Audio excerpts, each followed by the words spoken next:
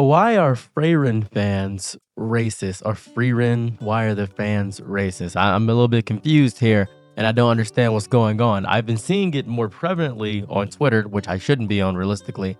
And I've noticed this video. This one's getting a little bit of traction right now. This is from Master Samwise. It's pretty okay YouTuber. I enjoy his videos. Modern storytelling has a villain problem. It doesn't want to make them evil. Villains have become so sympathetic that we're not even sure if they are supposed to be the real heroes, according to the author. But some recent stories buck this trend and say, no, our villains are evil and evil must be destroyed. Killing demons is awesome, actually. So, this is very important. I want to look at the examples here. K-pop Demon Hunters and Frieren are right here. But even in K-pop Demon Hunters, the villains, the one villain that's very particular was not bad. One of the characters, the main characters, was half demon and not evil. That was a whole thing. That was like the entire basis of the thing, to show that there is duality in humans. There was nuance in the storytelling. And even with Frieren, despite the fact that the demons are objectively evil, it's not the main basis of the story. Now Doom, everybody's evil in Doom. There's three different things in his entire thing. It's very interesting to witness. Very interesting. And I've noticed a lot of people are using this as justification to be mean or evil or vitriolic towards a group of people or many groups of people. And I don't like that. That is very strange. And I want to say this to people that are going to come here and phrase this. It seems as though we have this need to make everything deeply political. The anime, art. I know that people are going to say, well, all art is inherently political. That's not true. That's just not true. I just don't think that's true. There's a bit meaner. There's a bigger thing than that. Because what they're meaning to say is that everything is political, because it is. Everything is political. But to frame all art as political when it has no basis to do so is you implying your meaning upon it.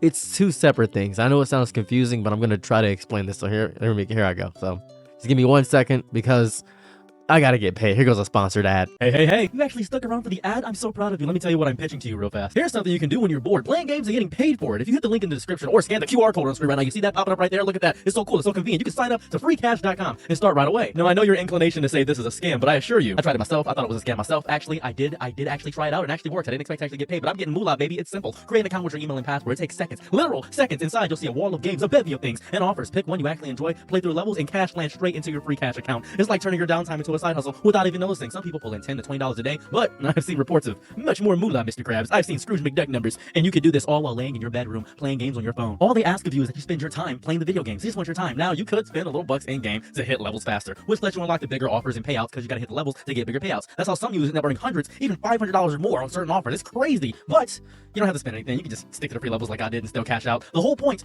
is that instead of just sitting there scrolling endlessly through TikTok or Instagram Reels or YouTube Shorts or whatever, you're playing and earning at the same time. When it's time to cash out, you got options. You want to hit up PayPal, you want some gift cards, you can do whatever you want to. It's your decision. It's your world. I'm just living in it. So if you're curious, hit the link in my description or scan the code that's been on screen the entire time. You can just scan the code right there. You have the ability to just screen capture, scan the code, click the description. Make sure you do it through me, guys. Sign up for my link, because I'm broke, guys. I'm doing this for the money, man. I got my family locked up. I beg you, please start playing for cash in your spare time. And when you use my link or QR code, you'll get a $5 bonus to kick things right off. So go ahead and get the free cash right now. Freecash.com and CV are not responsible for any bodily harm, any extra harm, anybody getting destroyed, anybody getting hit with a meteor, anybody getting hit with a natural disaster, anybody getting hit with the power of God, anybody with God's wrath, any thunder striking your body, anybody that actually has kids because of this, anybody that gains thousands of dollars, they do not use that in order to attack me or strike me and send drones to my house to destroy my entire body. I appreciate it. That'd be lovely. Thank you. I would appreciate that a lot. And if you could enjoy this, just use my link in the description. Like I said before, use the QR code, go ahead and do that. Everything's bye. Okay, back to whatever I was talking about before. I imagine when people watch shows, they come looking for a monster. Something shaped in the dark, something with fangs and a forked tongue. You can point and say, there. That is evil, whether it be LGBTQ or trans people or a whole race of people. This is the source of the rot. You might say you wanted, what I like to say, a snake. A single slithering thing to pin on all the world's chaos. Many people do this. They say, oh, black people are responsible for all the crimes, or the reason my daughter likes girls is because of the LGBTQ agenda. The reason that I'm suffering in life is because of conservatives. We always put one main thing to find the source of everything, because when we have one villain, whether it be immigrants or the LGBTQ, it makes things easier. That is your snake. You don't have to face the terrifying truth when you do that. The darkness is not a single beast, but a shadow that every one of us casts. We are all good and evil, subjective, objectively. And fiction, in its kindness and its cruelty, it gives you that snake. That is what fiction does. It gives you the Demon King, the first layer, the beautiful, damned enemy that makes you feel clean and righteous. And Hole, when you finally drive a blade through his heart, boom, that's the whole thing. Frieren was never about handing you that blade. It was about asking you, with a quiet and unnerving patience, if you understood what you were trying to kill. That is what it is. That's the whole thing. Even if you wipe out all the demons, they're still bad people.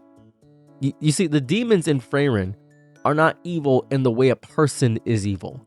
They are not corrupted. They are designed. They are logical, biological endpoints of a different evolutionary tree. They are riddles written in a language that has no word for love or remorse.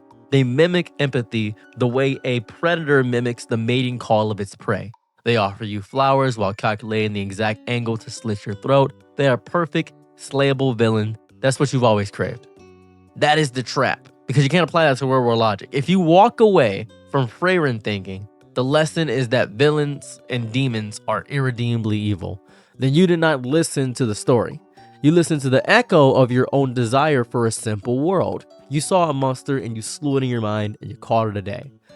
Reality does not have demons. Reality does not have a snake. It has people, right? It has people.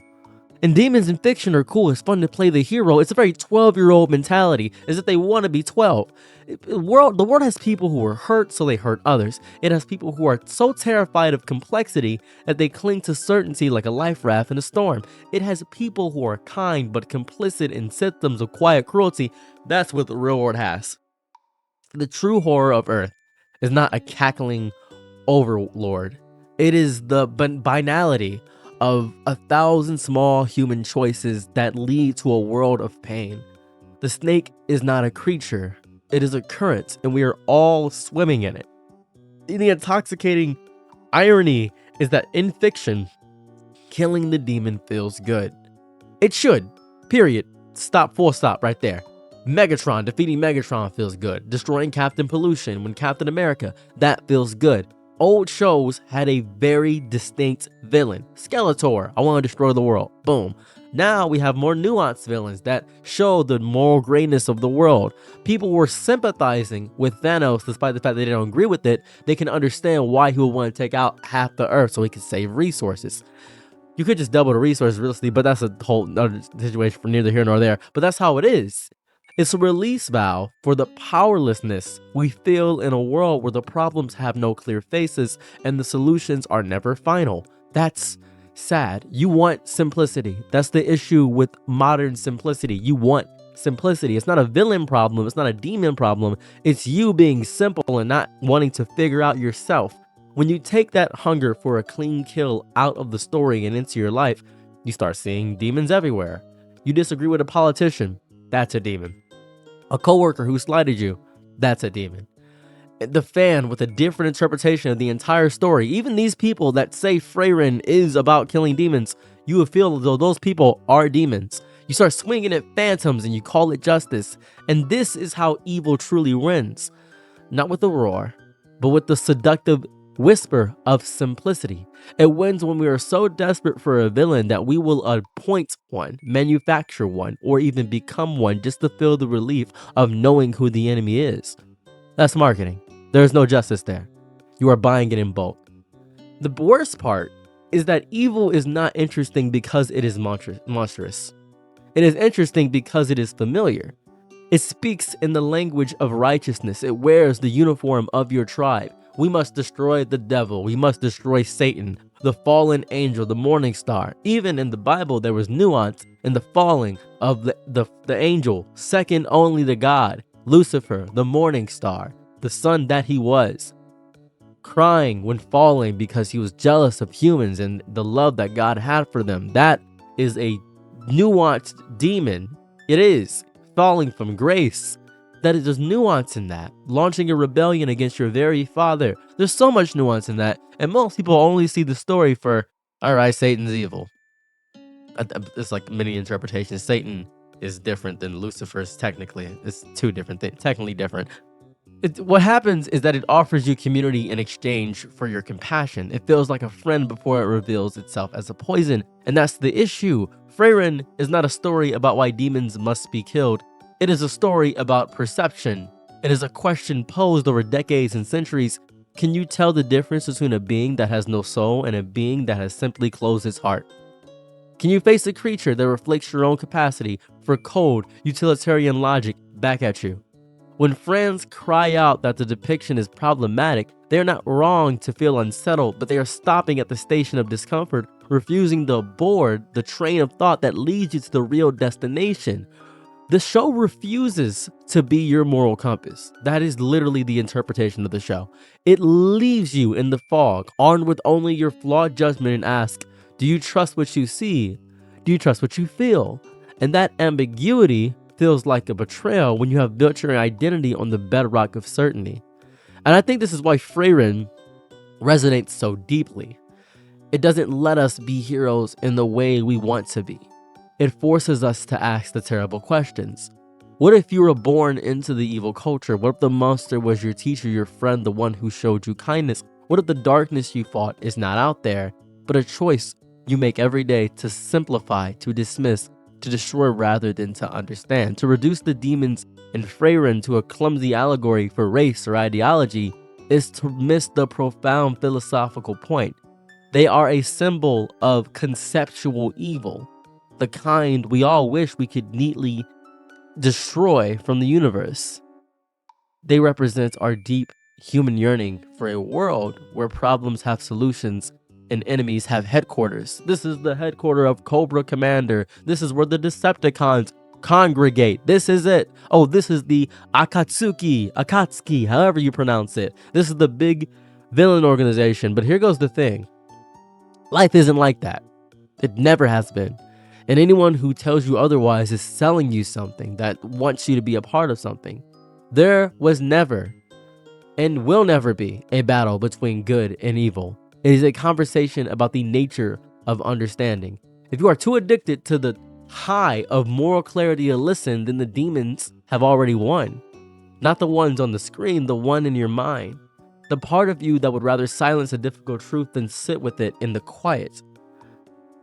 I believe that many people love Frieren, not because it makes us feel like heroes, because it reminds us how fragile heroism truly is, how it must be defended not with swords and certainty, but with humility, with patience, and with the courage to stare into the fog without a map. Because the moment you are sure you have found the snake and cut its head off is the moment you become the next one. And I don't like this. I don't like this at all. I'm your Nick at night, be my Laurel Angelo. Ooh, happy to try what you need. Your world, I love to live in it. Ooh, I love the ride when you're free.